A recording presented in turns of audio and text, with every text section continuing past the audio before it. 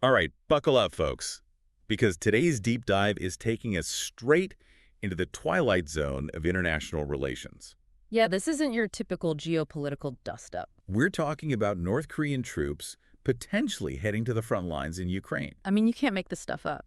We've got reports from Reuters, The Guardian, the South China Morning Post. Even statements from officials in South Korea and the U.S. are confirming this. Seriously, this is one of those pinch me, I'm dreaming moments. It really is. North Korea, a nation practically synonymous with isolation, is potentially wading into one of the most significant conflicts of the 21st century. It's like, what are their motivations? What kind of impact could this have on the war? And what are other countries thinking about this whole situation? That's exactly what we're here to unpack. So let's start with the South Korean intelligence report that really set off alarm bells worldwide. Yeah, when that report dropped, jaws hit the floor. They suggested that up to 10,000 North Korean troops could be sent to the front lines. 10,000. Can you imagine? And it gets crazier. There are reports indicating that some North Korean troops are already in Russia's Kursk region. Which, as anyone who's been following this conflict knows, shares a border with Ukraine. So this isn't some hypothetical scenario playing out in the distant future. This is happening now. And if that wasn't enough to convince you this is serious, NATO has confirmed this deployment as well. Giving even more weight to those initial South Korean reports. Okay, so let's step back for a second and put this into context. Right, because this is adding a whole new layer of crazy to an already incredibly complex and volatile situation. Exactly. The Russia-Ukraine war has been raging for months now. With devastating consequences for both sides. And now, imagine the pressure on Ukrainian forces. They're already facing this formidable Russian military machine. And now, they might have to contend with North Korean soldiers joining the fight. Seriously, could this actually tip the scales in favor of Russia? I mean, would North Korean troops be a decisive factor in the war? Or is this more of a symbolic move by Putin? Just a way to show the West he's got friends in unlikely places. That's a tough one to call. But the Pentagon has already stated that any North Korean troops deployed to Ukraine would be considered co-belligerents in the war. Which basically means they'd be fair game for Ukrainian forces using those U.S.-supplied weapons. Yeah, so it's not like they'd be entering some neutral zone. They're putting themselves right in the line of fire. And that brings us to another twist in this whole saga that feels like it was ripped from a spy thriller. This is where things get even more interesting. We're talking about former North Korean soldiers, now living in South Korea, who actually want to fight against their former comrades in Ukraine. Talk about a plot twist.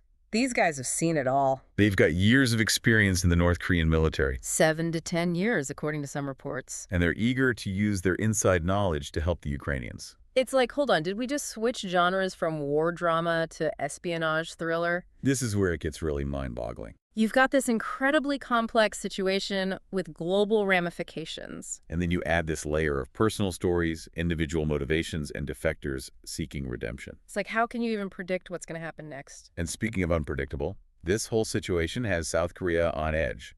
Understandably so. Their president has been extremely vocal about the potential threat to global security. And there are serious concerns about what this could mean for South Korea's national security. Makes sense. North Korea is not exactly known for its peaceful intentions. And just to add fuel to the fire, remember that recent visit the North Korean foreign minister made to Russia? Oh yeah, for that so-called strategic dialogue. Which is basically code for some serious behind-closed-doors discussions about who knows what. So what's the bigger picture here? What's Putin's endgame? Is this just about cozying up to North Korea? Or is there something more strategic at play? Well, to really understand this, we need to zoom out and look at Putin's broader strategy on the world stage. He's made it pretty clear that he wants to challenge the West's dominance. He's been talking about creating this multipolar world for years. Where power isn't concentrated in the hands of just a few countries. And by bringing North Korea into the fold, he's sending a clear message. He's not playing by the old rules anymore. He's building alliances in unexpected places. And thumbing his nose at those traditional power structures. Yeah, he's definitely shaking things up. And not everyone's happy about it. This move has real consequences, especially for countries in East Asia. South Korea, Japan, Australia, they're all on high alert. They see this as a potential threat to their own security and stability. And to add another layer of uncertainty to this already volatile situation, we've got the U.S. presidential election coming up. Oh man, don't even get me started on that. The outcome of that election could have a huge impact on the level of support for Ukraine going forward. And who knows what that means for the trajectory of the conflict. Okay, so we've got a major escalation in the conflict, a potential power shift on a global scale, and a bunch of countries on edge.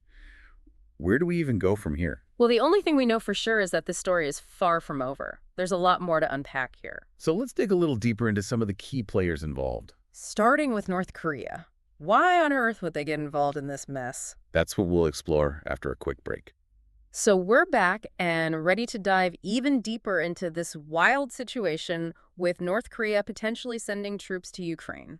Yeah, it's like trying to make sense of a Salvador Dali painting. There's a lot going on, and it's not always clear what's real and what's an illusion. Exactly. And to recap for our listeners, we've got reports of up to 10,000 North Korean troops possibly heading to Ukraine. And NATO's confirming that at least some troops are already in that Kursk region of Russia, Yeah.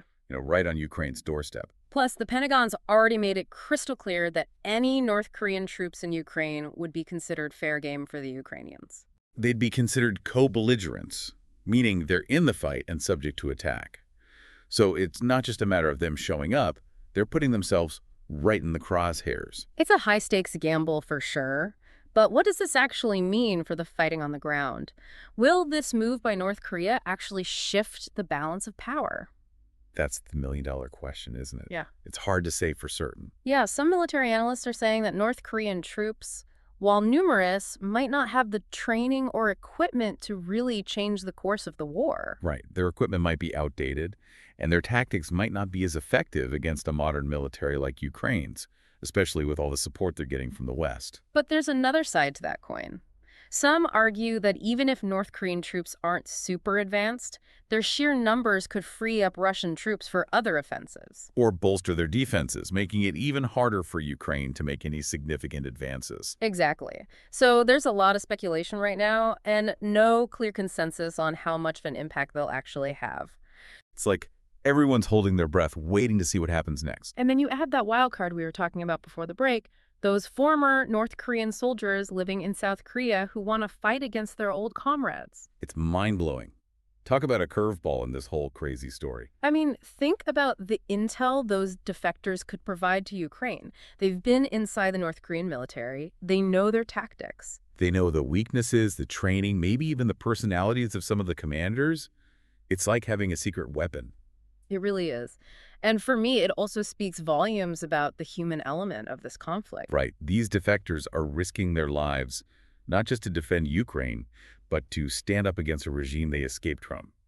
They've seen the dark side of North Korea firsthand. And they're willing to fight to make sure others don't have to experience the same thing. It's a powerful reminder that this war isn't just about territory or politics. It's about people. It's about values. It's about the fight for freedom. And speaking of freedom, you've got to wonder what all of this means for South Korea, right on North Korea's doorstep. Oh, they're definitely not sleeping soundly right now. Their president's been very vocal about the threat to global security. And I can only imagine the conversations happening behind closed doors about what this means for South Korea's own safety. I mean, this is a country that's lived under the shadow of North Korea for decades. And this whole situation just adds a new layer of tension to an already delicate situation. For sure. And just to remind everyone, just a few weeks ago, the North Korean foreign minister was in Russia for this strategic dialogue. Which, let's be honest, sounds like a euphemism for some pretty intense backroom dealings. Yeah, who knows what kind of agreements they might be cooking up behind the scenes. So where does this all fit into the grand scheme of things? Is this just a move by Putin to cozy up to a rogue nation? I think it's much bigger than that. We need to step back and look at Putin's broader goals. Right, he's not exactly been shy about his desire to reshape the global order. He wants to dismantle the Western-dominated system and create what he calls a multipolar world. A world where power is distributed more evenly among different countries and blocs. And bringing North Korea into the fold, that's a pretty clear signal that he's serious about challenging the old rules of the game. It's like he's saying, I'll find allies wherever I can, even if it makes the West uncomfortable. Exactly. And this isn't just some theoretical geopolitical chess match either. This has real consequences for a lot of countries, especially in East Asia, where you have South Korea, Japan, Australia. They're all looking at this with a lot of concern. They're basically right in the splash zone if things escalate. And we can't forget about the big unknown hanging over all of this, the U.S. presidential election. Oh man, that's like throwing a whole other stick of dynamite into the fire, Depending on who wins, we could see a dramatic shift in the level of U.S. involvement in Ukraine. which could embolden Russia and make them even more willing to take risks. It's like this perfect storm of uncertainty brewing on the horizon. So we've got a potential escalation of the conflict in Ukraine, new alliances forming, old alliances fraying at the edges, and a U.S. election that could throw everything into chaos. Yeah, it's enough to make your head spin. It's a lot to digest. But amidst all the doom and gloom, is there any chance of a silver lining to this whole mess? Well, that's a question that's worth exploring. Sometimes crises can force us to rethink things, to innovate, to find new solutions.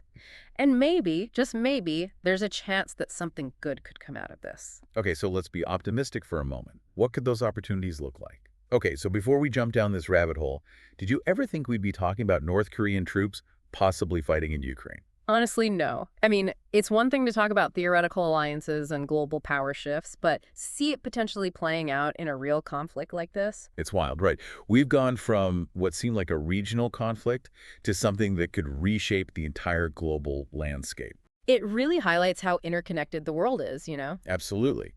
But I think a lot of our listeners are probably wondering, what does this actually mean for me?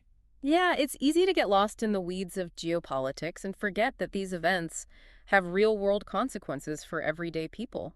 So how could this situation impact someone who isn't necessarily following every twist and turn of the conflict? Well, think about it this way. The global economy is incredibly interconnected these days. Conflicts and instability in one part of the world can have a ripple effect across the entire system. So we're talking things like energy prices. Exactly. Energy prices, food security, even the availability of certain goods and services, these things can all be affected by conflicts in other parts of the world. So even if you're not living in Ukraine or Russia, you could still feel the impact in your wallet. Precisely.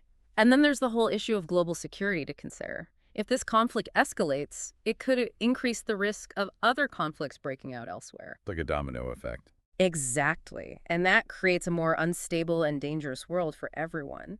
Not to mention the human cost of conflict, something we can't afford to overlook. We've talked about the potential for casualties on the battlefield, but it goes far beyond that, doesn't it? Oh, absolutely. There's the displacement of millions of people, the economic hardship, the psychological trauma. These are all very real consequences of war. And it's easy to forget that there are real people whose lives are being turned upside down by this conflict. It's important to keep that human element in mind when we're talking about these big geopolitical issues. So given all of this, all the risks, the uncertainties, the potential for things to spiral out of control, what can we do? Is there any way to navigate this situation and try to steer things in a more positive direction? Well, I think the first step is to stay informed. The more you understand about the complexities of the situation, the better equipped you'll be to make sense of what's happening and to engage in meaningful conversations about potential solutions. So don't just rely on those attention-grabbing headlines or those quick sound bites on social media. Exactly. Dig a little deeper. Read articles from reputable sources. Seek out different perspectives. And don't be afraid to challenge your own assumptions. Critical thinking is more important now than ever. What about on a more personal level? What can we do as individuals to make a difference in a situation that feels so overwhelming? I think that's where the power of community comes in. Support organizations that are working to help those affected by the conflict. Donate to humanitarian aid groups, volunteer your time, raise awareness. It's about finding those small ways to make a tangible difference. Exactly. And don't underestimate the power of your voice. Advocate for policies that promote peace and diplomacy. Talk to your elected officials. Engage in constructive conversations with people who might hold different views. So it's about staying informed, taking action, and promoting dialogue. Precisely. And remember, even in the darkest of times, there's always hope. Humanity has a remarkable capacity for resilience and innovation. We've faced seemingly insurmountable challenges before, and we've found ways to overcome them. It's a good reminder that we're not powerless in the face of these global events. Right, and that we have a responsibility to work towards a more peaceful and just world. Well said. It's been a wild ride exploring this complex situation with North Korean troops potentially entering the fray in Ukraine. Yeah, we've covered a lot of ground. We've talked about the potential consequences, the geopolitical implications, the risks, and even those glimmers of hope. And one thing's for sure, this story is far from over. We'll be keeping a close eye on it, and we'll be back to unpack any new developments as they emerge. In the meantime, stay curious, stay engaged, and stay hopeful. Thanks for joining us for this deep dive into one of the most perplexing situations the world has seen in recent times. And until next time, remember, knowledge is power. And the more we understand about our world, the better equipped we are to shape a better future.